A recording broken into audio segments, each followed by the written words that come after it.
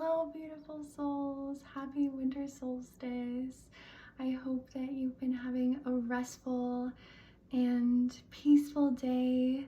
On top of that, I've also been feeling this like surge of excitement of like all the things that I know are like almost ready. Like the fruit is almost ripe enough to pick. I feel like I can almost taste it on my tongue, and yeah, it's this weird mixture of feeling really grounded and centered, but also so passionate and like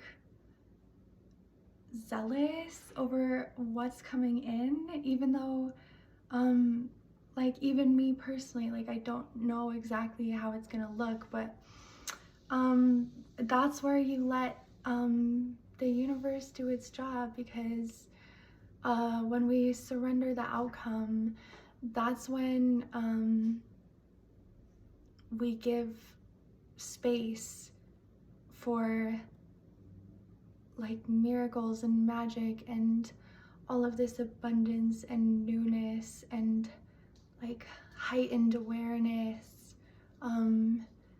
deeper levels of self-love, and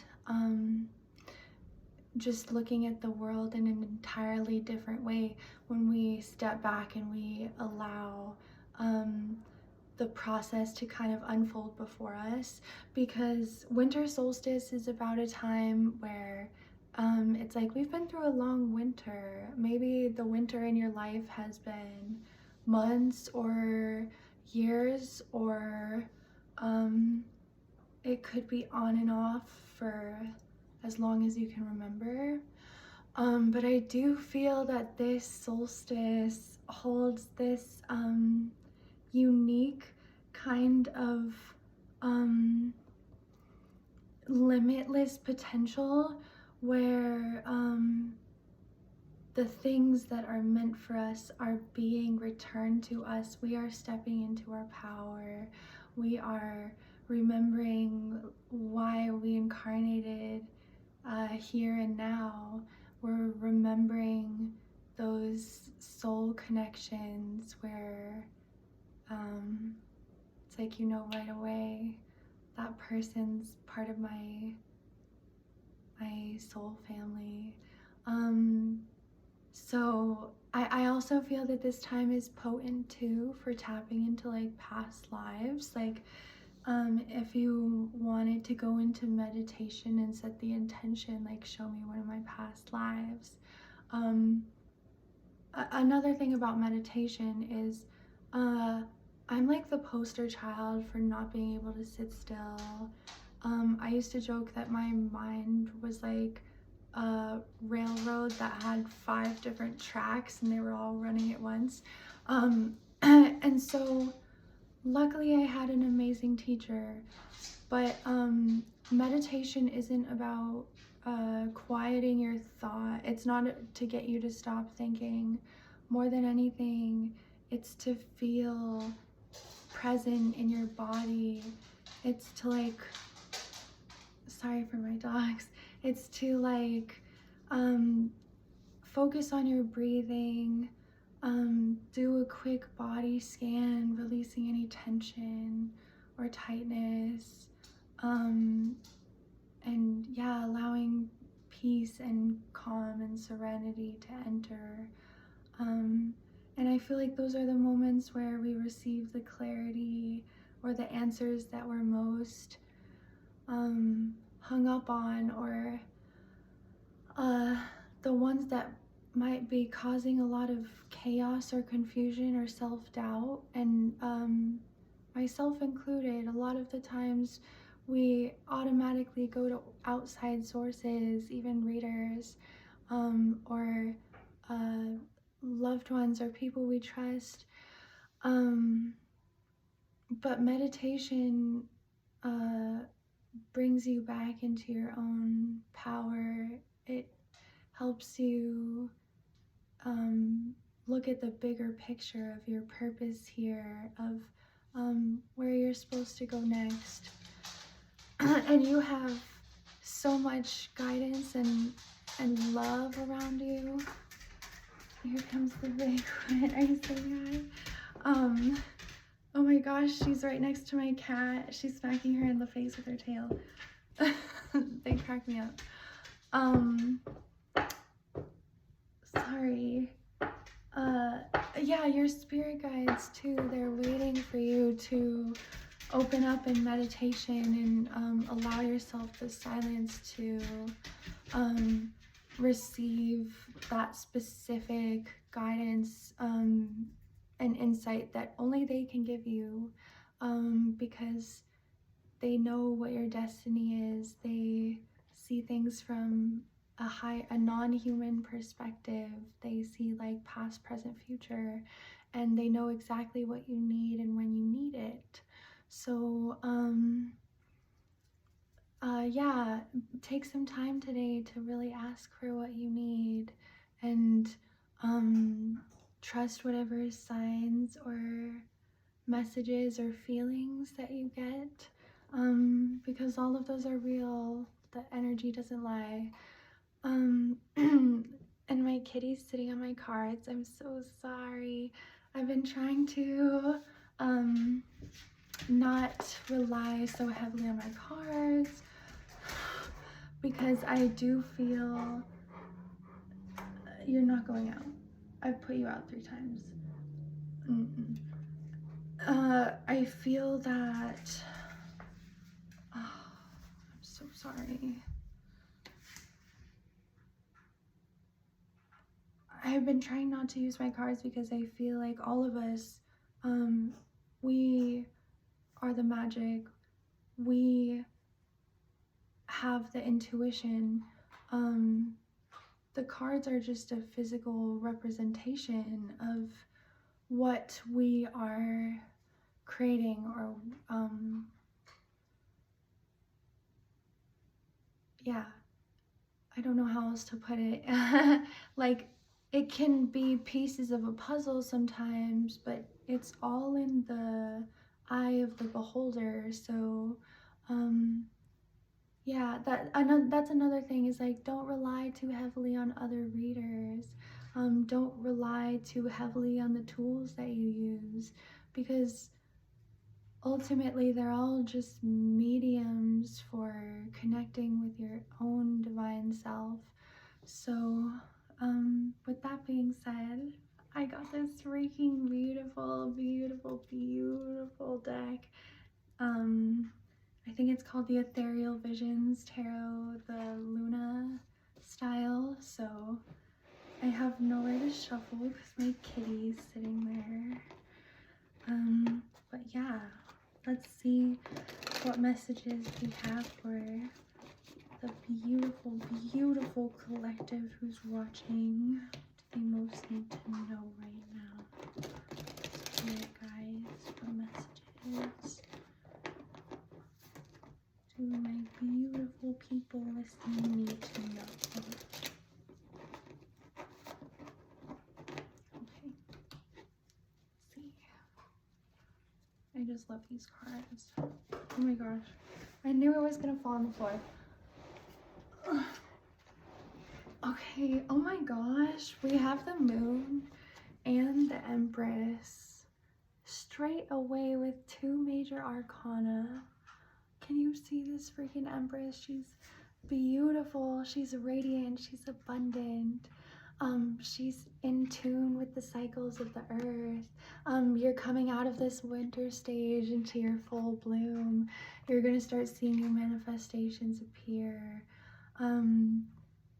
And sometimes it's like plants, you know, like the Empress sits in this beautiful, what's it called? This beautiful garden that's like full of life, but even plants take time to grow. So the Empress too always reminds me to be grateful for the seeds that are already sprouting, for the hints into the future and what's to come for you. just take time to say thank you, because that affirms it within yourself. It affirms your own intuitive knowing.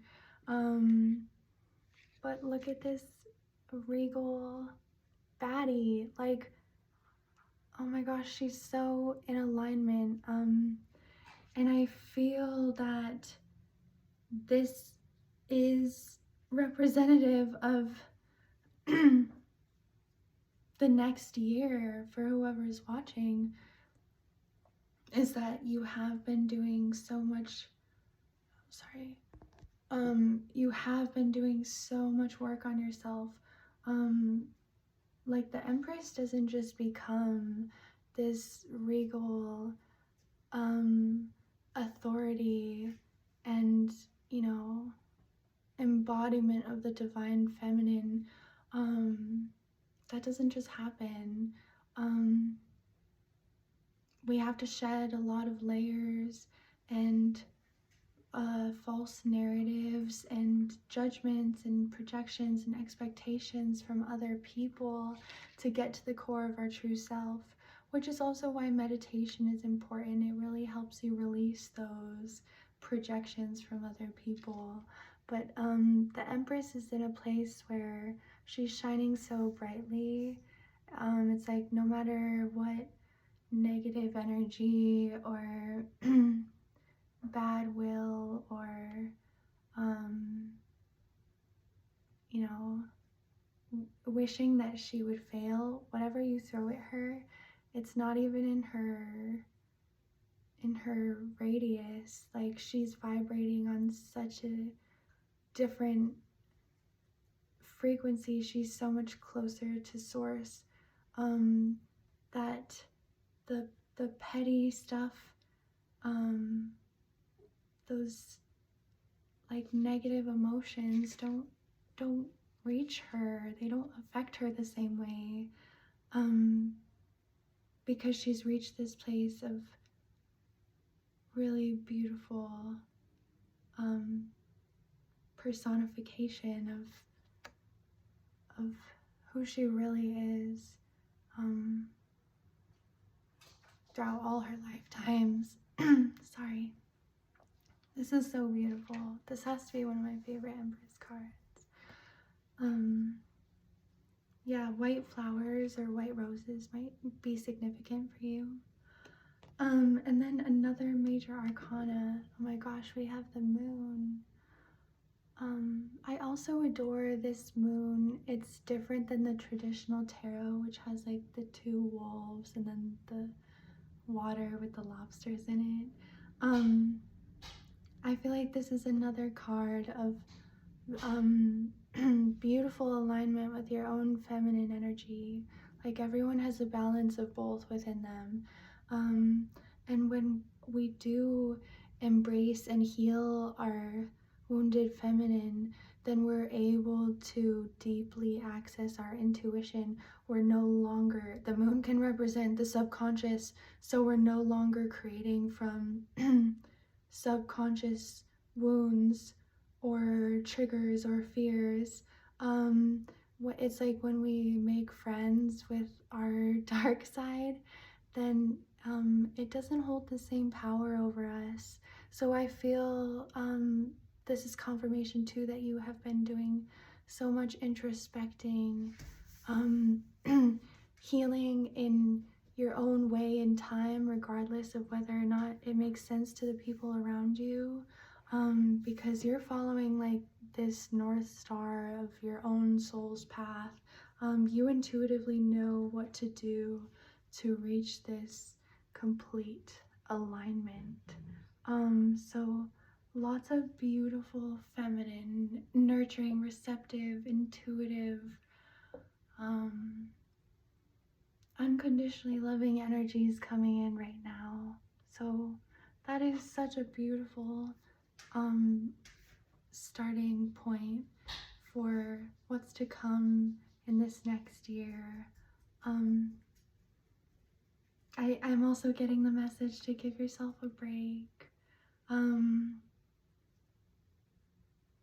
Don't let the darkness consume you.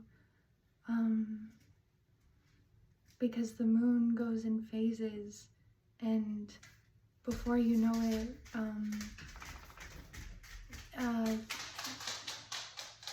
you'll be fully lit up again. You'll be at your maximum potential and power. You'll be in full bloom. So, let's see, can we get one more message for my beautiful collective listening? What do they need to know, spirit guides? Am I taking that? That's a ball. Spirit guides, what does my beautiful collective need to know right now?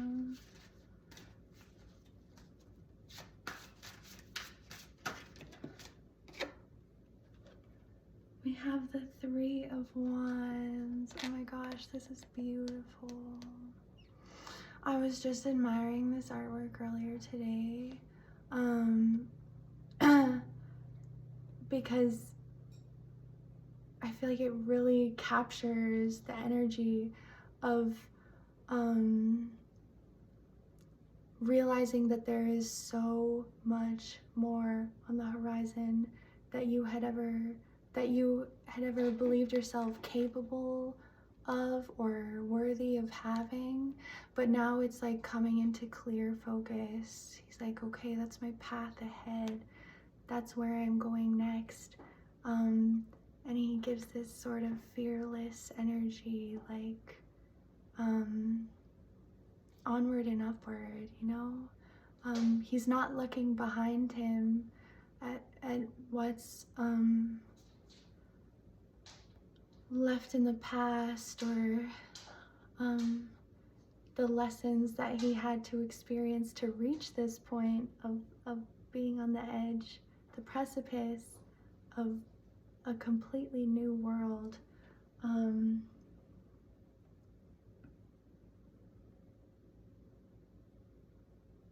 It's like he's fully confident in himself and his own abilities to make the right decisions, to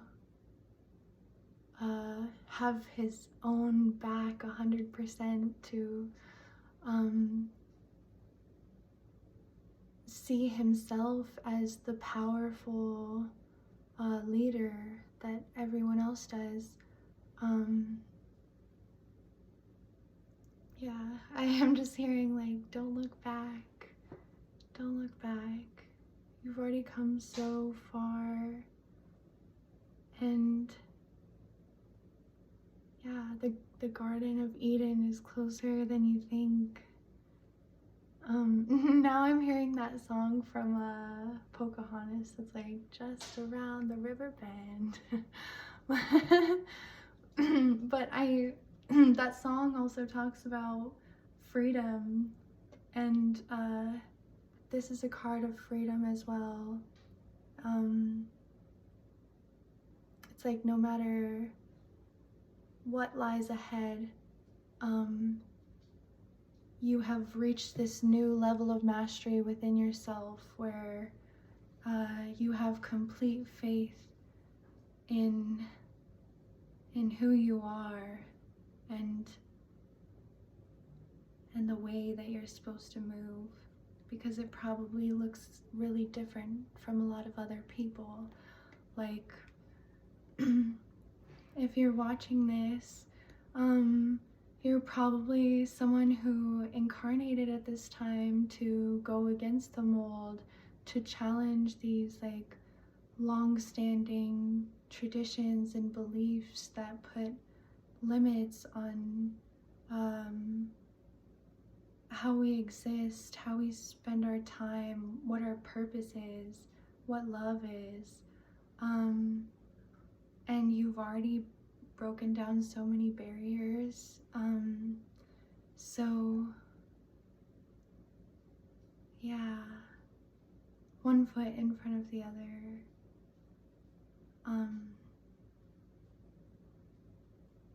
And your spirits are with you every step of the way.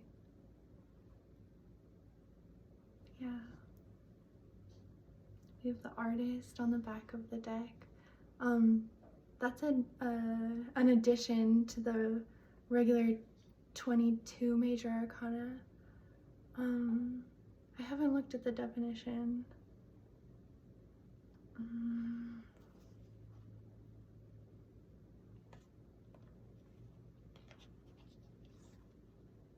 It has like the same stars in the background as the moon. So I'm getting a message of whatever you want to create, envision yourself as this like God, this like artist who is writing down the future, and as they're writing, it's happening. I think one of the lessons we come here to learn is that we are so much more powerful than we think.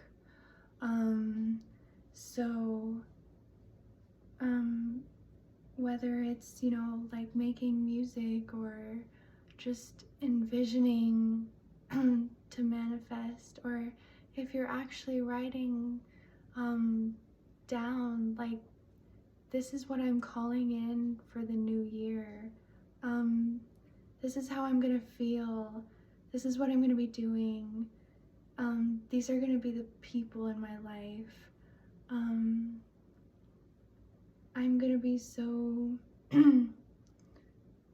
tuned in and connected to everything that I see the beauty, the potential everywhere I go, and to me, it's all a work of art. Even the darker spaces, or the times when we feel in the dark, there's something so potent and healing about that. Because if we're being kept in the dark about it, then it must be a pretty amazing new fresh start,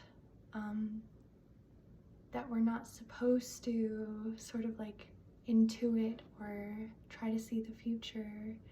We're meant to live and experience it and accept it as it comes. So I hope this message reached whoever needed it. Thank you so much for listening and watching. As always, you can find me at resonantessentials.com. I hope you have a beautiful, beautiful solstice and a good night's sleep, and I'll talk to you soon.